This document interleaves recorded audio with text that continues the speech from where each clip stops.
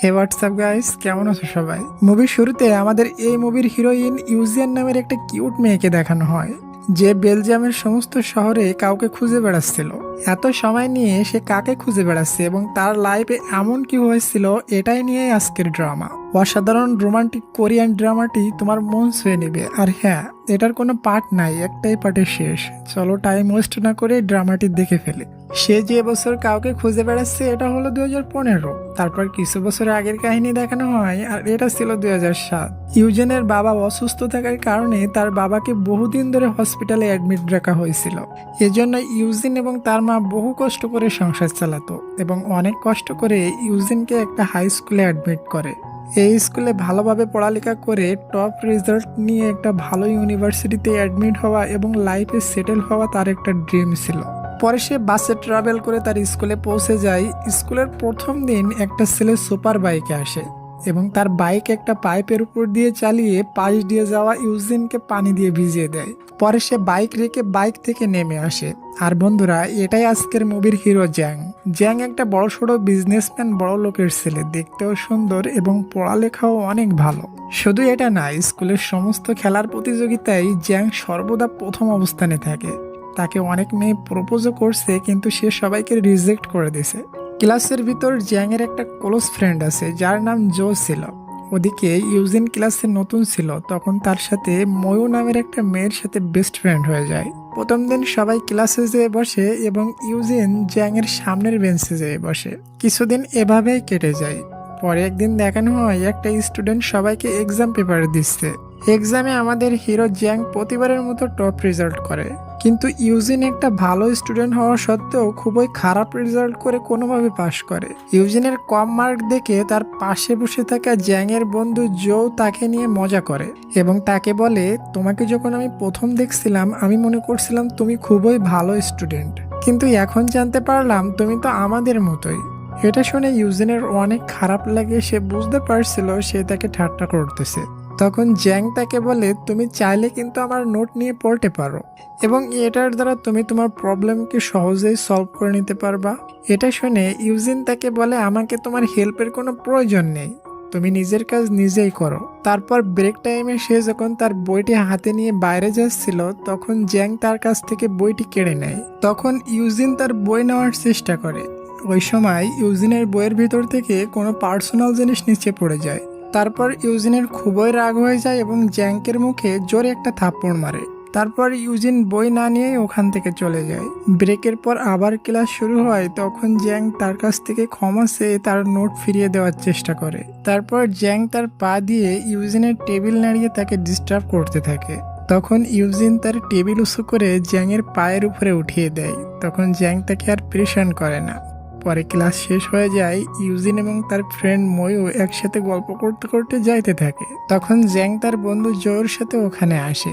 জো তাকে বলে, আমার বন্ধু ঠিক মতন হাঁটতে পারছে না, আর এটার কারণ তুমি। এখন আমি আমার বন্ধুকে হসপিটালে নিয়ে যাচ্ছি। এইসব কিছু তোমার জন্যই হয়েছে, তাই ট্রিটমেন্ট করতে যত টাকা লাগে তোমাকেই দিতে হবে। তারপর ইউজিন তার এটিএম কার্ড বের করে তাকে দিয়ে দেয়। তারপর আমরা জানতে পারি জ্যাংয়ের সাথে ইউজিনের কথা বলানোর জন্য জয়ু জ্যাংকে এমন নাটক করতে বলছিল। কিছুক্ষণ পর জ্যাং, জয়ু এবং তার সমস্ত ফ্রেন্ড ক্যান্টিনে বসাছিল। তখন জয়ু সবাইকে বলে, আজকে তোমাদের খাওয়ার বিল আমিই দিব। এই এটিএম কার্ড নাও এবং তোমাদের পছন্দের খাবার অর্ডার করে সবাই খাও। এমন ফ্রি ট্রিটকে মিস করে, তাই সবাই তাদের পছন্দের খাবার অর্ডার করে এবং মজা করে খায়। তখন ওখানে ইউজেনের ফ্রেন্ড ময়ূ এসে বলে, তুমি কি ইউজেনের এটিএম কার্ডের সমস্ত টাকা উড়িয়ে দিছো? তুমি কি জানো সে কত কষ্ট করে এই টাকাগুলো এক জায়গায় করছে? সে এই সমস্ত টাকা হোস্টেলের খরচের জন্য খুবই কষ্ট করে একত্রে করছিল। তাকে এমন পেরেশান করতে তোমাদের কি একটু লজ্জা লাগে না? এটা বলে সে ওখান থেকে চলে যায়। এটা শোনার পর জ্যাংয়ের খুবই খারাপ লাগে এবং সে ডিসাইড করে সে তার টাকা ফিরিয়ে দিবে। তারপর সে ক্লাসে ইউজেনের কাছে যেয়ে তার এটিএম কার্ড ফিরিয়ে দেয়। পরের দিন ইউজেন যখন জ্যাংয়ের সাথে দেখা করতে আসে, তখন সে স্পোর্টস ক্লাসে ছিল। জ্যাং যখন ওসব শেষ করে ইউজেনের নিকটে আসে, তো ইউজেন তাকে বলে, আমার এটিএম কার্ডে এত বেশি টাকা ছিল না, আর আমি জানি এই টাকাগুলো আমার এটিএম কার্ডে তুমিই দিছো, এই জন্য এই টাকাগুলো তুমি রেখে দাও। তখন জ্যাং বলে, না না, ওই টাকাগুলো তুমি রেখে দাও, এটা তোমার অ্যাকাউন্টেরই টাকা। কিন্তু ইউজিন তার কথা শুনে না এবং বাড়তি টাকা তাকে ফিরিয়ে দেয়। তারপর ক্লাস শেষ হওয়ার পর ইউজিন একাই টেরাসের উপর উদাসীন হয়ে দাঁড়িয়েছিল। তখন জিয়াং এসে তাকে বলে, তোমাকে এমন উদাসীন কেন দেখাচ্ছে? তোমার যে কোনো সমস্যা থাকে আমাকে বলতে পারো, আমি তোমাকে হেল্প করব। তারপর ইউজেন তার সমস্ত কথা বলতে থাকে। সে বলে, আমার ফ্যামিলির অবস্থা ভেবে আমার খুবই খারাপ লাগে। এজন্য আমি আমার পড়াশোনা এবং এক্সামে মন দিতে পারছি না, এবং এক্সামে আমার অনেক কম মার্ক এসেছে। এসব ভেবে আমি খুবই পেরেশান হচ্ছি। তখন জ্যাং বলে, শুধু এতটুকুর জন্য তুমি পেরেশান হচ্ছ? তুমি টেনশন করো না, আমি তোমাকে সবকিছুই শিখিয়ে দিব, এবং তুমি চাইলে প্রতিদিন ক্লাস শেষ হওয়ার পর তুমি এখানে আসতে পারো। আমি তোমাকে কিছু ইজি ট্রিক্স শিখিয়ে দিব যেটাতে তুমি খুব সহজেই ভালো রেজাল্ট করতে পারবে। এটাতে ইউজেন থেকে মানা করতে যায়, কিন্তু সেভাবে তার মা তাকে বলছিল ভালো ইউনিভার্সিটি যাওয়ার জন্য তাকে এখান থেকে ভালো রেজাল্ট করতে হবে। এজন্য সে জ্যাংয়ের কথা মেনে রোজ ক্লাস শেষ হওয়ার পর তাকে টেরেসের উপরে দেখা করতে বলে, যাতে করে সে তার কাছ থেকে পড়তে পারে। গাইজ, জাস্ট 1 মিনিট, তোমরা যারা ভিডিওটা দেখছো প্লিজ তোমাদের হাতের কাছে সাবস্ক্রাইব আর লাইক বাটন আছে, ওটা একটু ক্লিক করে দাও, আমার অনেক হেল্প হবে। আর প্লিজ এই ভিডিওটায় মাত্র 30টা লাইক কমপ্লিট করে দাও। যাই হোক, সামনের এক্সামে ইউজেন খুবই ভালো রেজাল্ট করে, আর এসব কিছু জ্যাংয়ের জন্যই হয়েছিল। ইউজেন তার ভালো রেজাল্ট পেয়ে অনেক খুশি হয়, এবং জ্যাংকো তার রেজাল্ট দেখে অনেক খুশি হয়। এদিকে ইউজেনের ফ্রেন্ড ময়ূ জয়ুর সাথে রিলেশনে গেছিল, এজন্য সে জয়ুর সাথে দেখা করার জন্য রোজ স্পোর্টস ক্লাবে যায়। পরের দিন দেখি জ্যাং ময়ূর সাথে দেখা করে, বলে আজকে ইউজেন ক্লাসে আসেনি কেন, তার কি হয়েছে? তো ময়ূ বলে, ইউজেন আমার সাথে সঠিকভাবে বলেনি, ইউজেন গ্রামে তার বাড়িতে গেছে, আবার চলে আসবে। এটা শুনে জ্যাং খুবই চিন্তায় পড়ে যায়। সে ভাবতে থাকে ইউজেন তাকে না বলে কেন চলে গেল। পরের দিনও ইউজেন ক্লাসে আসে না, এবং ময়ূ ইউজেনের জায়গায় এসে বসে। তখন জ্যাং তাকে বলে, তুমি ইউজেনের জায়গায় এসে বসছো কেন? ইউজেন স্কুলে কবে আসবে? তখন ময়ূর বলে, ইউজেন গ্রাম থেকে আসছে, সে হোস্টেলে আছে, কিন্তু জানি না আজ সে কেন ক্লাসে আসলো না। এটা শুনে জ্যাং ক্লাস থেকে উঠে দ্রুত ইউজেনের সাথে দেখা করতে তার হোস্টেলে চলে যায়। সে তার সাথে দেখা করে বলে, তুমি আজকে স্কুলে আসোনি কেন, এবং তুমি এতদিন ছুটি নিচ্ছিলা কেন? আমার জন্য তোমার কোনো সমস্যা হয়নি তো? এটাতে ইউজেন বলে, না এমন কিছু না, তুমি আমাকে কিছুটা সময় একা থাকতে দাও। এবং ইউজেন তাকে বলে, তুমি আর কখনো আমার সাথে দেখা করতে এখানে এসো না। তখন জ্যাং ইউজেনের হাত ধরে এবং তার হাতে একটা কালো কাপড় লাগানো দেখে। এটার মানে ইউজেনের বাবা মারা গেছে, এবং এটা জ্যাং বুঝতে পারে। সে আবারও বলে, আমার সাথে দেখা করতে কখনো এখানে এসো না। পরে ইউজেন ঘর থেকে বের হয়ে প্লেগ্রাউন্ডের দিকে ছুটতে থাকে। তো জ্যাংও তার পিছু পিছু যাইতে থাকে। ইউজেন তার বাবাকে নিয়ে ভেবে উদাসীন হয়ে অনেক কান্না করতে থাকে। ইউজেন জ্যাংকে ইগনোর করার কারণে জ্যাং তার সাথে আর দেখা করে না। অনেকদিন পরে দেখানো হয় স্কুলে পার্টি চলছে এবং স্কুল লাইফ শেষ, তাই সব বন্ধুরা খুবই মজা করছিল। ওই পার্টিতে জ্যাংও আসে এবং ইউজেনকে দেখে সে মনে মনে বলে, এতদিন আমি ইউজেনের সাথে কথা না বলে বড় ভুল করেছি, এই জন্য আজ কোনোভাবেই তার কাছে ক্ষমা চেয়ে তার সাথে কথা বলতে হবে। ইউজেনও বসে মনে মনে ভাবছিল জ্যাং অবশ্যই তার সাথে কথা বলতে আসবে। তারপর ইউজেন তার নিকটে যেয়ে তাকে বলে, তুমি কি আমার সাথে ড্যান্স করবে? ইউজেনও হ্যাঁ বলে। ওখানে তারা দুজন ড্যান্স করতে থাকে। ওই পার্টিতে জয়ু এবং মৌ একসাথে ড্যান্স করছিল।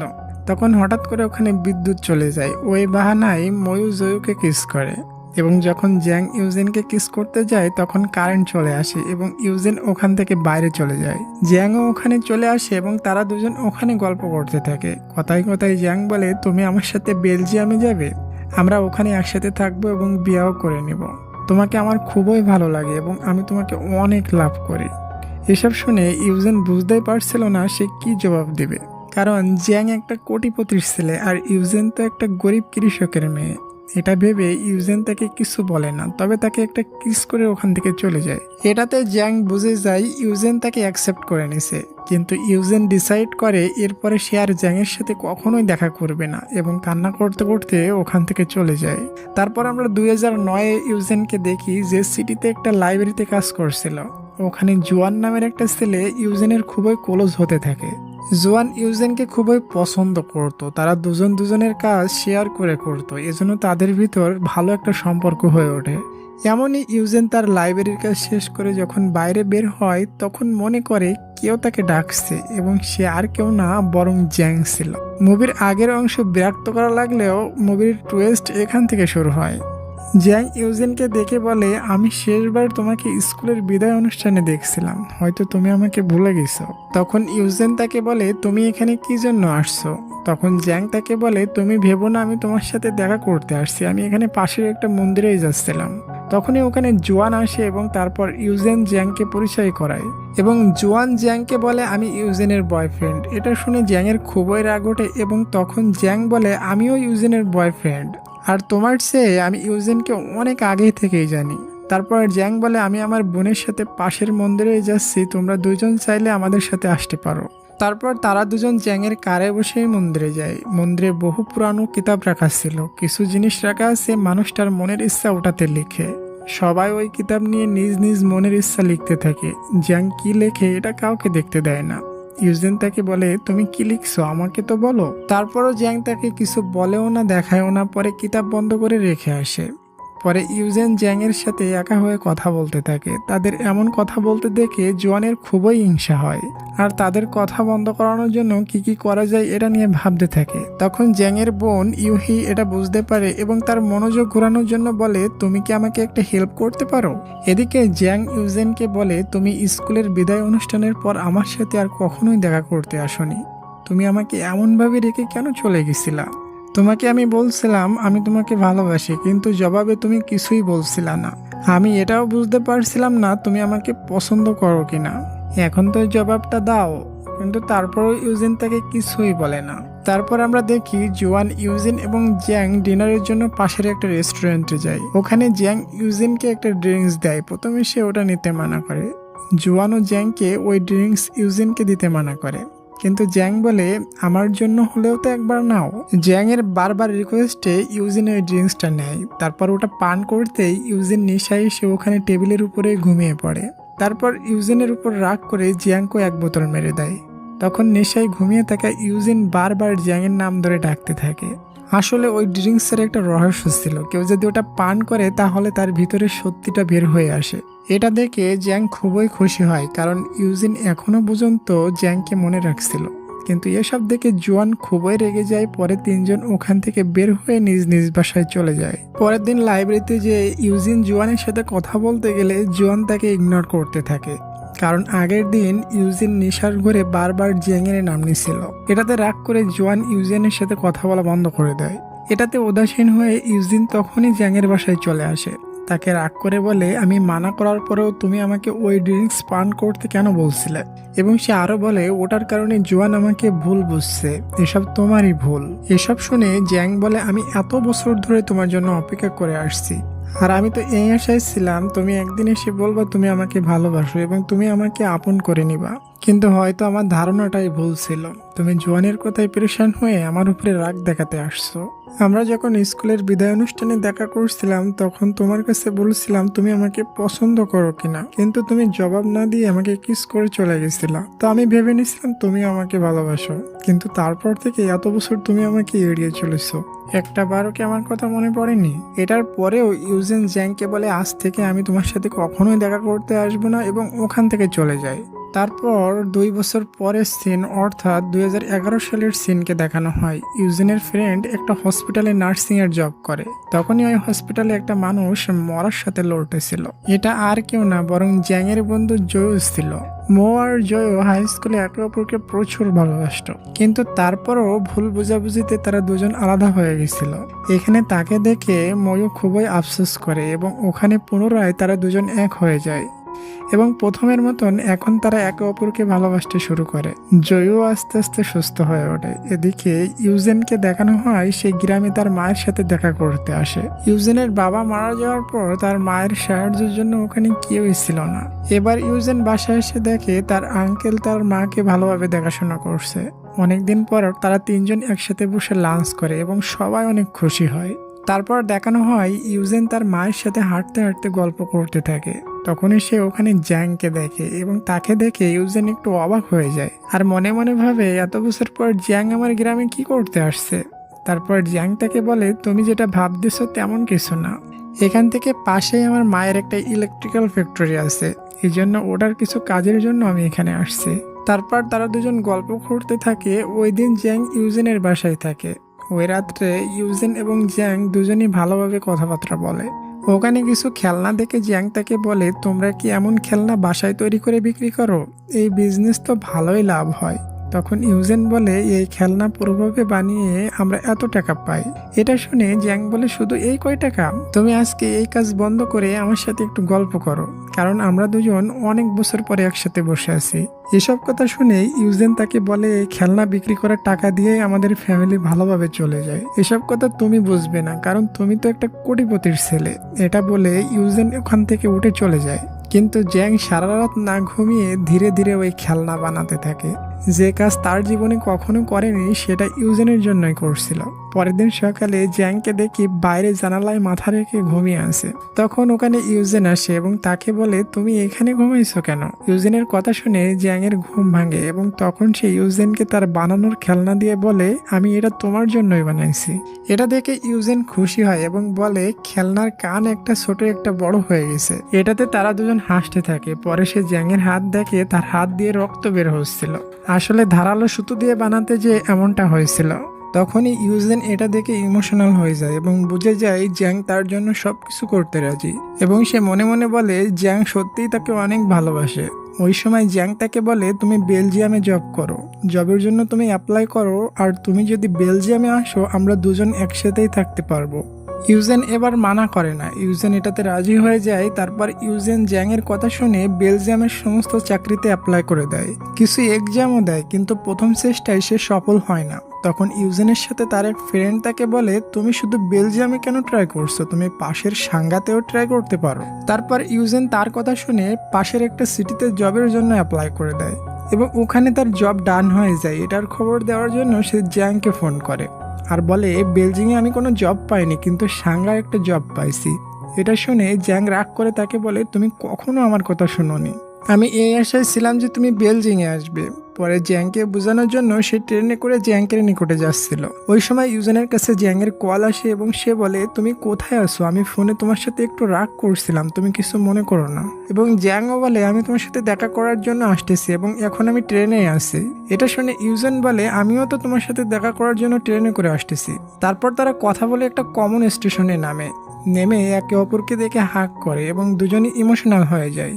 তারপর আরও কিছুদিন পরে দেখানো হয় যেখানে ইউজেনের হাই স্কুল ফ্রেন্ড ময়ূ তার সাথে দেখা করে এবং তাকে বলে, আমি এবং জয়ু অনেক বছর ধরে একে অপরকে ভালোবাসি, কিন্তু এখন জয়ু একটা মেয়েকে বিয়ে করতে যাচ্ছে। এজন্য সে তার থেকে দূরে অন্য কোনো দেশে যাওয়ার ডিসিশন নেয় এবং ইউজেনকে বলে, আমি আমার মনের কথা তোমার সাথে বলার জন্যই এখানে আসছি।